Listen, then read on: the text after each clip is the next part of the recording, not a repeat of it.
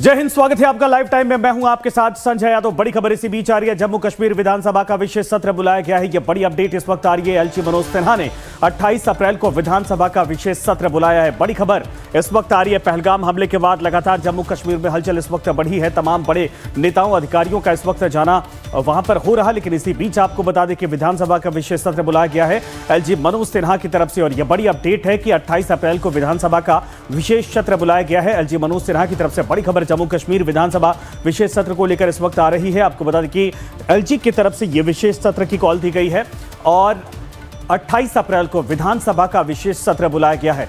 ऐसे में उम्मीद है कि विधानसभा के जरिए भी कोई बड़ा फैसला, कोई बड़ा आदेश लिया जा सकता है। इन सब के बीच में आपको बता दें कि इस वक्त जम्मू कश्मीर में जो माहौल है उसको सामान्य करने की कोशिश की जा रही है सरकार की तरफ से भी और केंद्र सरकार की तरफ से भी। वहां सुरक्षा बढ़ाई गई है, परिस्थितियों को सामान्य करने की कोशिश की जा रही है, लोगों में कॉन्फिडेंस पैदा करने की कोशिश की जा रही है। लेकिन इन सब के बीच में जो एलजी है वो भी एक्शन में है। इसके पहले आपने देखा कि गृहमंत्री अमित शाह के साथ मीटिंग, मुलाकात, उसके बाद जो मुख्यमंत्री के साथ भी मीटिंग हुई थी उसमें शामिल हुए थे। और बड़ी अपडेट है कि अब 28 अप्रैल को विधानसभा का विशेष सत्र बुलाया गया है एलजी मनोज सिन्हा की तरफ से।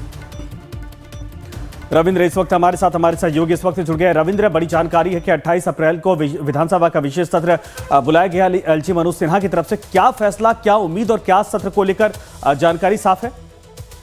जी देखिए, 28 तारीख को विशेष सत्र जो है बुलाया गया है। जिस प्रकार से पहलगाम के अंदर खूनी खेल खेला गया आतंकियों द्वारा, उसको लेकर यहाँ एक विशेष सत्र जो है वो बुलाया गया है, जहाँ पर चर्चा होगी। और इस पर चर्चा यही होगी कि किस प्रकार से यहाँ पर आतंकवाद को कम किया जाए, क्योंकि जिस प्रकार से बड़ी संख्या में पर्यटक यहाँ पहुंचे थे और पर्यटक जो है जम्मू कश्मीर की आर्थिक रीढ़ की हड्डी है। लेकिन जिस प्रकार से ये हमला हुआ उसके बाद पूरा कश्मीर घाटी जो है, खासतौर पर जहाँ पहलगाम बड़ी संख्या में पर्यटक वहां पहुंचे हैं, तो वो पूरा का पूरा खाली हो गया।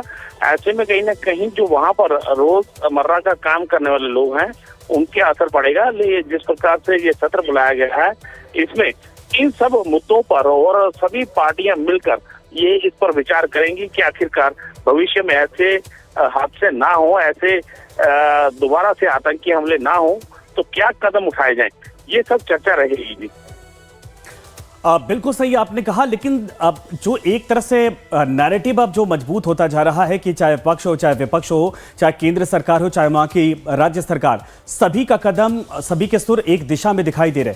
क्या ये माना जाए कि कोई एक तरह से बड़ा फैसला यहां संभव हो सकता है आतंकवादी गतिविधियों में जो लोग शामिल हैं या फिर उनके जो सिंपैथाइजर हैं उनको लेकर राज्य स्तर पर?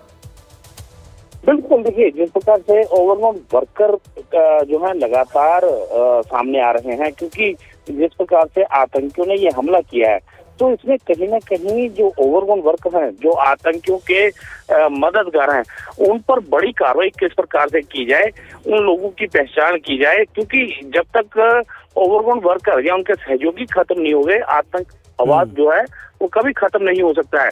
क्योंकि अगर आतंकवाद पोषित होना बंद हो जाएगा तो आतंकी जो है वो अपनी गतिविधियों को अंजाम नहीं दे पाएंगे। ये सबसे बड़ी बात है। समझे? देखिए, अगर आतंकी वहां तक पहुंचे हैं तो कैसे पहुंचे, और यहाँ तक कि कुछ ऐसे वीडियो भी सामने आए हैं। नहीं, बिल्कुल सही। लेकिन लोग ये मांग कर रहे हैं रविंद्र की जिस तरीके से यूपी में होता है कि कोई भी ऐसी अगर अनैतिक गतिविधियों में शामिल होता है, जैसे आज जम्मू कश्मीर में हुआ, 2 घरों को एक तरह से तबाह कर दिया गया, ब्लास्ट वहां की खबर है, उनको जमींदोज कर दिया गया और मुकदमे भी लिखे जा रहे हैं जम्मू कश्मीर पुलिस की तरफ से। तो ये सब कुछ राज्य सरकार पर होता है, यानी राज्य सरकार को कानून इस तरीके से बनाना होगा ताकि ऐसे किसी भी गतिविधि में कोई शामिल होता है तो उसको उस लेवल पर सजा दी जाए ताकि उसके बाद दोबारा किसी की हिम्मत ना हो पाए। एक छोटा जवाब। बिल्कुल, देखिए इस प्रकार का एक रुख अपनाना पड़ेगा राज्य सरकार को, ताकि जो भी आतंकी मददगार हैं उनके ऊपर कड़ी से कड़ी कार्रवाई की जाए। अगर आतंकी गतिविधियों में शामिल पाया जाता है या उसके पास कोई हथियार मिलता है या उसका पता चलता है कि ये आतंकियों के मददगार हैं, तो उनको ऊपर इसी प्रकार की जिस प्रकार से आज कार्रवाई हुई है, यानी कहा जाए तो योगी मॉडल को अपनाना होगा यहाँ पर।